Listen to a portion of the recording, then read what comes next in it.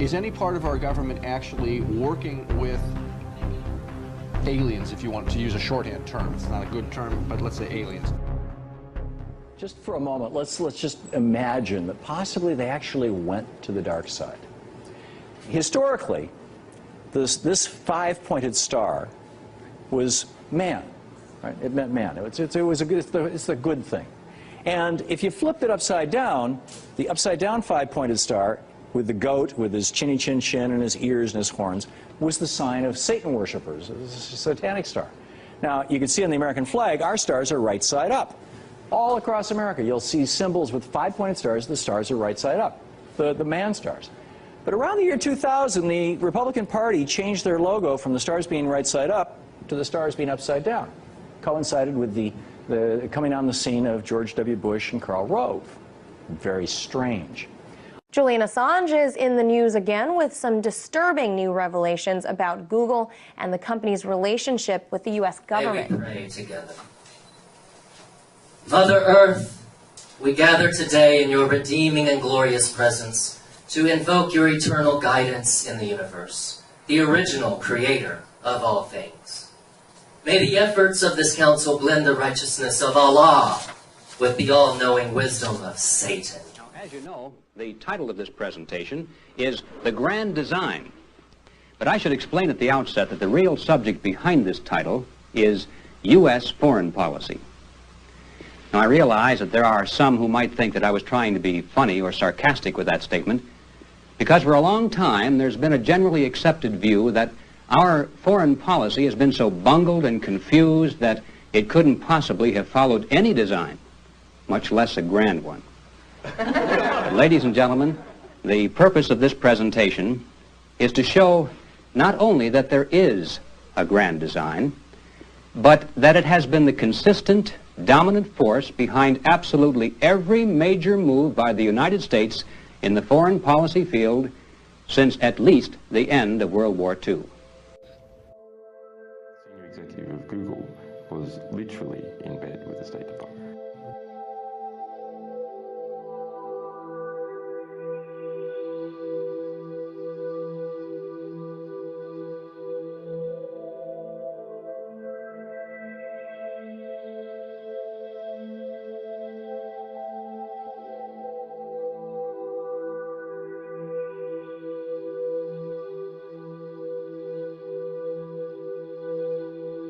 I remember when the words came.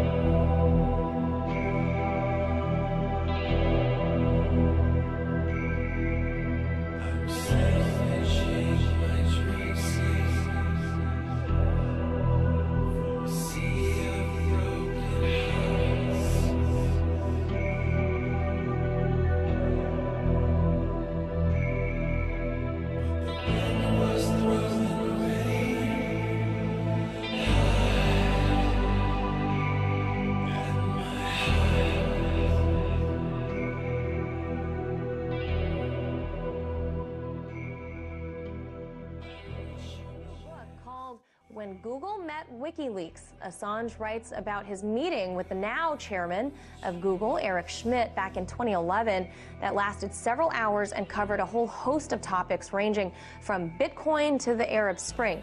The one topic that has everyone talking is what appears to be a rather cozy relationship between Google and the U.S. State Department.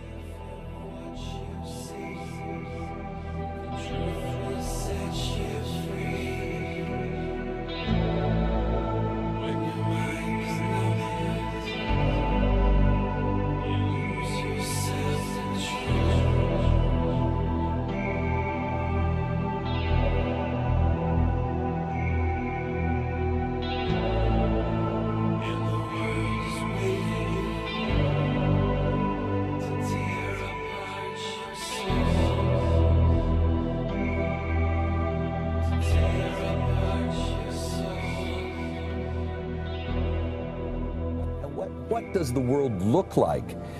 You know, we have two ways to go. We can either tear each other apart, or we can see that world that Amazon was talking about last night on 60 Minutes, where literally the sky is the limit. Everything you know is about to change.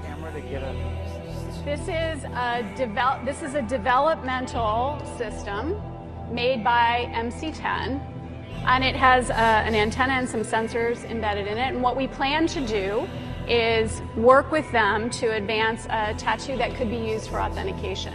Now, it may be true that 10 to 20-year-olds don't want to wear a watch on their wrist, but you can be sure that they'll be far more interested in wearing an electronic tattoo, if only to piss off their parents. That pill has been CE stamped and cleared by the FDA. Does Google now know everything I do and everywhere I go? Because let's face it. Speaking of U.S. lawmakers, they now want to build a cybersecurity army.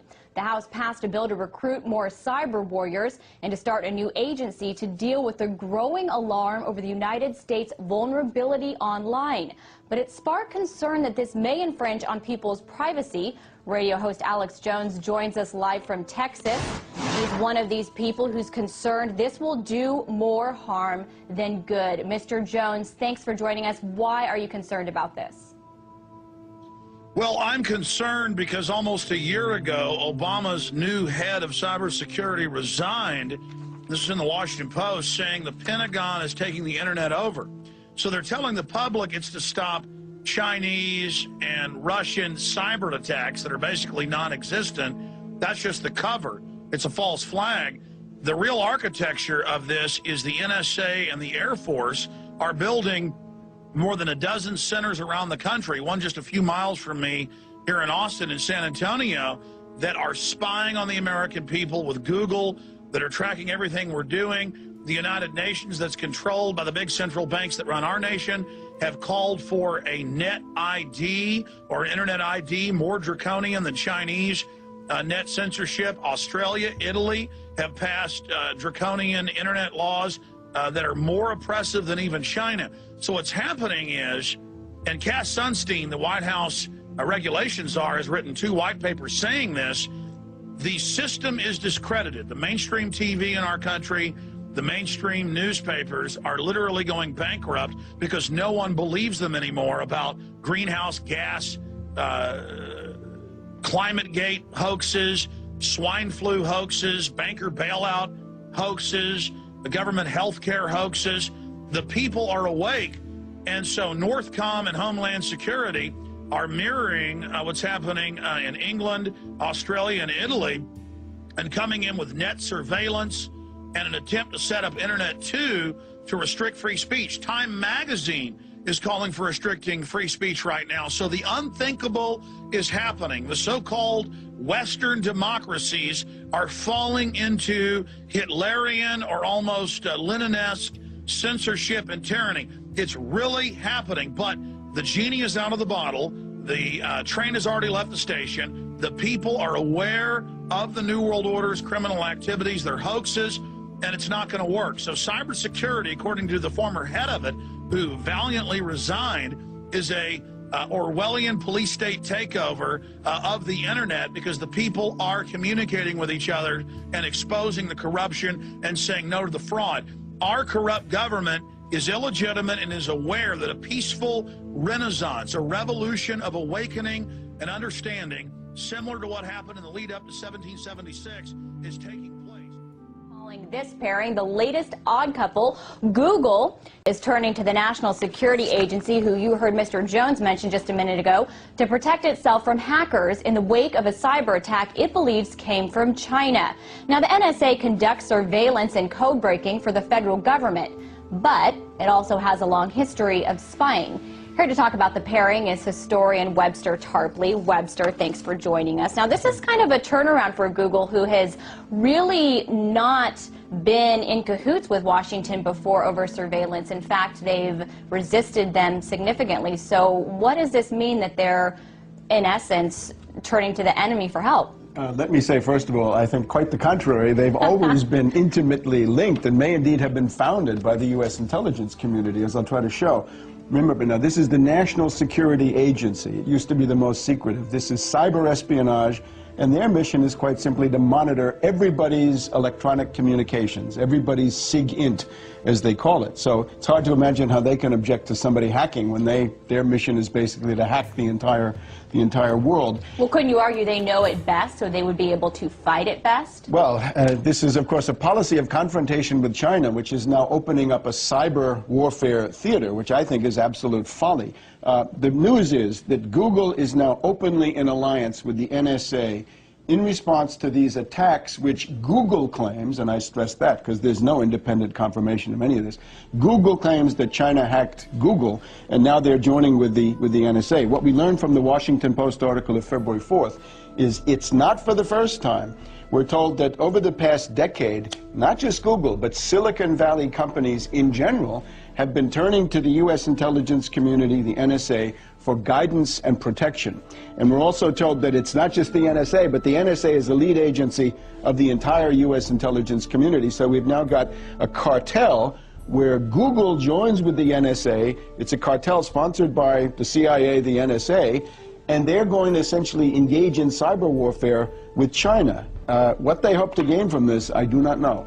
Okay, you mentioned these other Silicon Valley companies, but until now, Google has been one of the ones that has resisted pressure from Washington to turn over records, even taking them to court over the issue. So how can you just group Google with all of those other companies? I'm afraid this is eyewash. This is essentially an attempt to create a cover story. It's true that Google claims that they did not cooperate with the terrorist surveillance project back in 2007, 2008. But let's just look at two important things. Who founded Google? How did Google get this tremendous supremacy starting in the late 90s? Well, it turns out that there's a CIA proprietary nonprofit company called In-Q-Tel. And In-Q-Tel, created back in 1999 or so under Norman Augustine, he's a famous industrial military complex entrepreneur. Their goal was to invest in the most advanced IT and cyber companies so that the U.S. intelligence community would always be at the forefront. Did they invest in Google? We know they did at least at one point.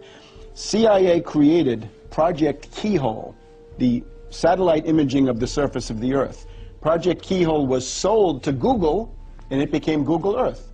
And that's what you can see online. And this was a couple of $1 million of startup capital from In-Q-Tel.